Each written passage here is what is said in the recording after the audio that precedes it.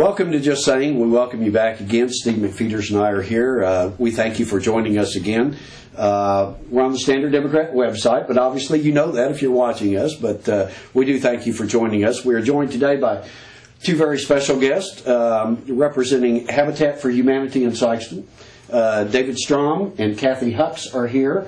They're both involved with Habitat and have been, I guess, probably since the beginning here. We thank you for joining us. Steve and I have talked in the past, by way of background, that we've talked about success stories in Sikeston, and we all try to find those success stories. And Steve and I have consistently, for the past 6 months or so, said the YMCA and the Habitat for Humanity are two excellent success stories that we have in Sikeston.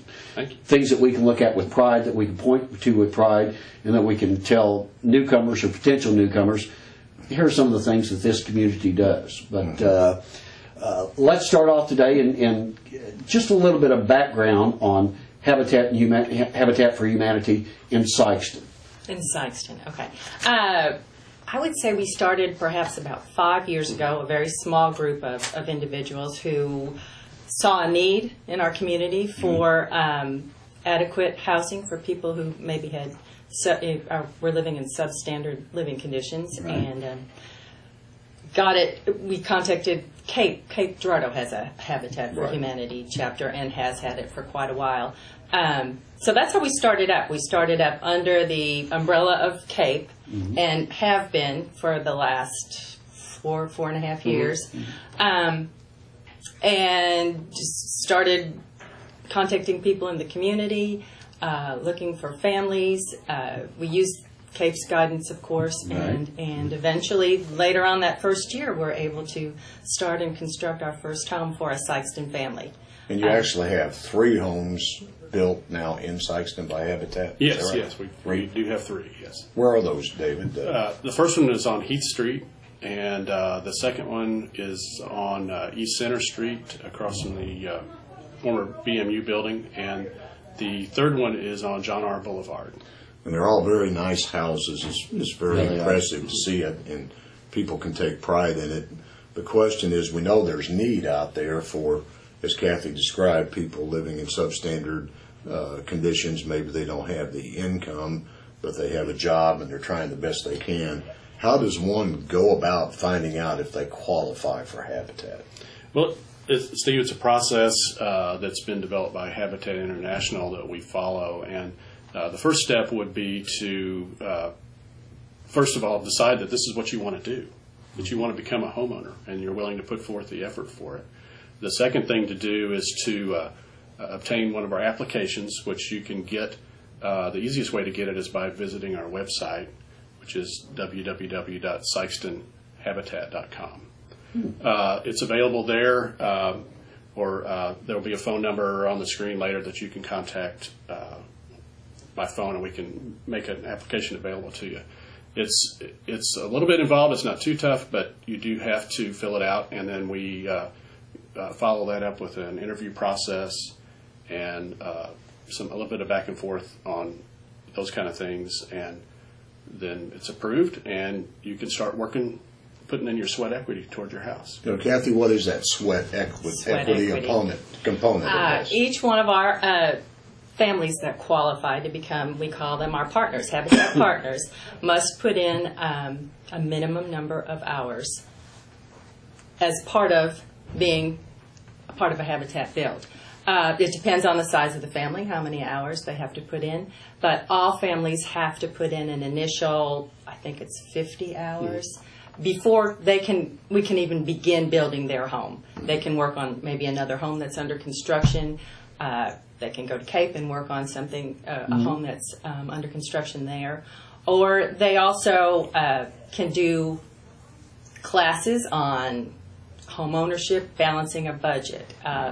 In other words, preparing themselves to become homeowners and understanding the whole process and what it means to be a home. A lot of these families have never owned a home in the past, maybe have been renters. You know, when something happens to their apartment, they call the landlord. Well, as a homeowner, we all know that that's, you know, yes, not the way we're the ones that have to take care of all that. So we want to prepare the people not only help them build their home, but prepare them for the responsibility of having that home. And that sweat equity component is what makes Habitat unique. It does. Absolutely. It's not, and I don't mean to use the word charity, but it's not a charitable effort. It is a partnership. It truly is a partnership. Yes. Volunteers within the community who have recognized the needs, such as yourselves, and those who are truly in need, who want to take that step into home ownership. And around this table for a long time now, we've talked about issues of housing in Sikeston. We have a disproportionate share of rental properties in Sikeston, somewhere upwards, real close to 50%, which is far above national and state averages. So to promote home ownership is a goal, I think, that all of us aim for as a community. What's the next step? You have 3 completed. Yes. I assume there's always work going on in the background in terms of selecting families, selecting locations. I know Habitat approached the LCRA, Yes. which I happen to be a member of, and purchased 2 lots that we had that were foreclosed or condemned properties that are now clear space on Felker Street, right across from the new Lincoln Memorial Park. New park, That's yes.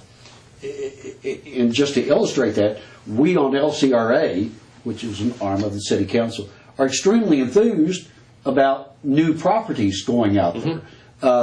So what's coming up? What can we look forward to? Well, when we're, just to reply onto some of that, we typically look for a lot or property that's in an area that we can help stabilize a neighborhood. Yes.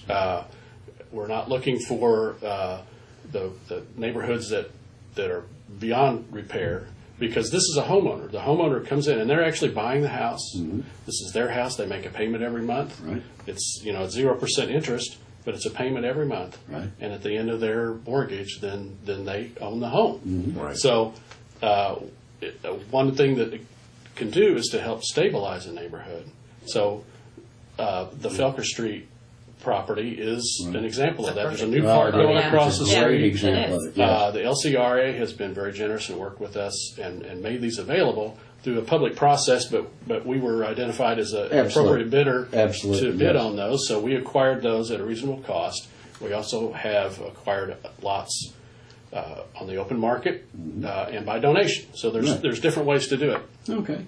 So, just to follow the homeowner through, we have a homeowner now who has been approved, or a partner who's been approved, and she's now working on her hours to, like Kathy referred to, so we're at the point where, until we're at the point where we can start the house. Yeah. Right. So we have volunteers, the Sikeston building community, and just the general public has been wonderful in supporting our projects. So once the hours are accumulated enough to start the house, we start the house, build it. It doesn't take very long, Right. 2 or 3 months, 4 months maybe Right, is yeah, our typical yeah. construction period. Papers are signed, the family moves in, and they're homeowners. And that's the advantage, is to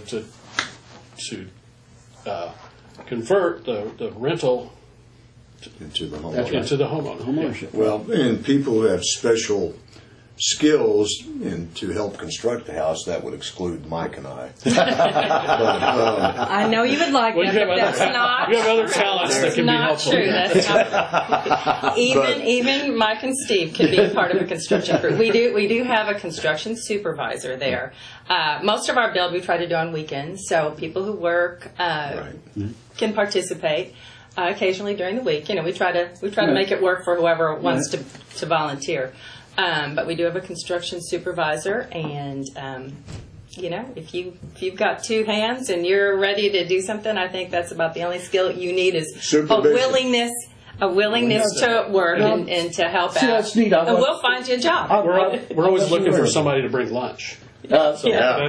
Would you qualify for that? I can qualify for that, absolutely, yes. Hammers and screwdrivers and nails confuse me from time to time. Or but, provide music or something. Absolutely, yes. But There I you do go. know where fast food places are. There you go. But that's interesting. I wasn't aware that virtually anyone could come and volunteer and, absolutely. and be an asset of some kind. But where the materials for these houses come from?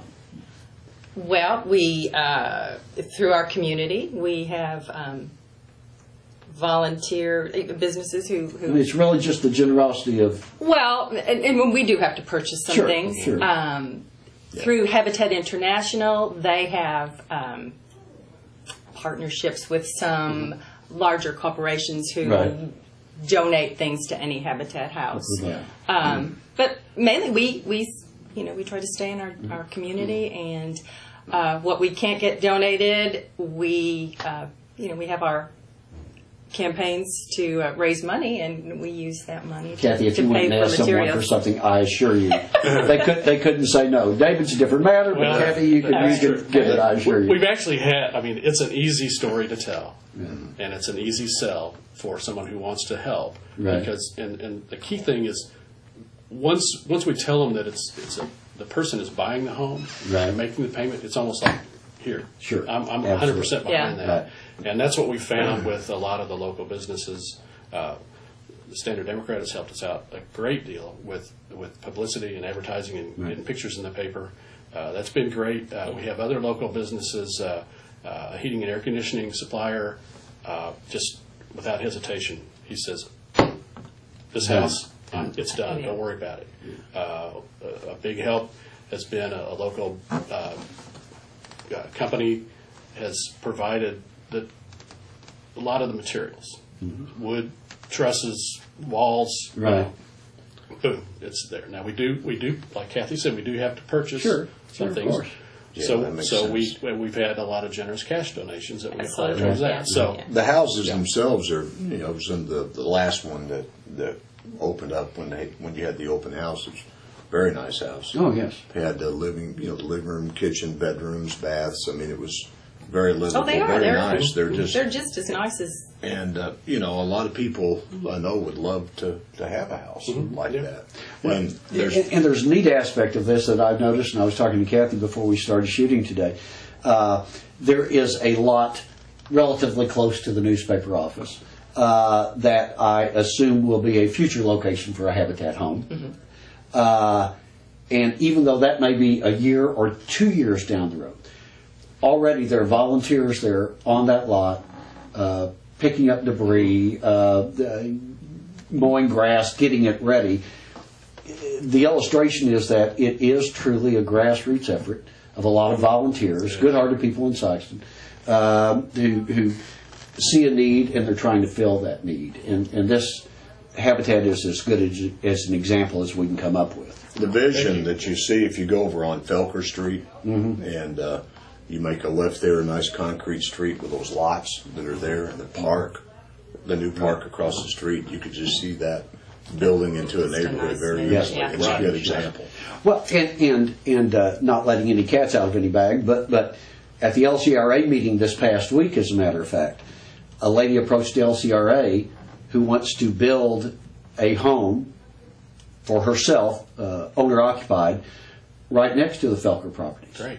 And she purchased a lot from LCRA, and she has plans to build her family home there. And that's part of that revitalization. Yeah. And that's where Habitat comes into play on those.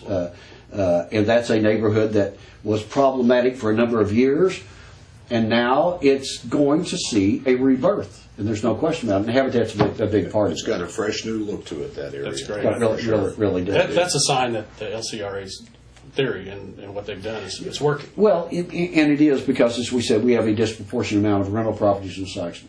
But to encourage home ownership, I think that's all of our goals, because there's neighborhood pride that comes into place, and there's pride of ownership, obviously. Sure. So, I think without a doubt, that's kind of the direction that we're going, and it's a good direction. Two things before we close here, once again, how someone can qualify, number one, and number two, volunteers, because Charlie's given me this. Okay.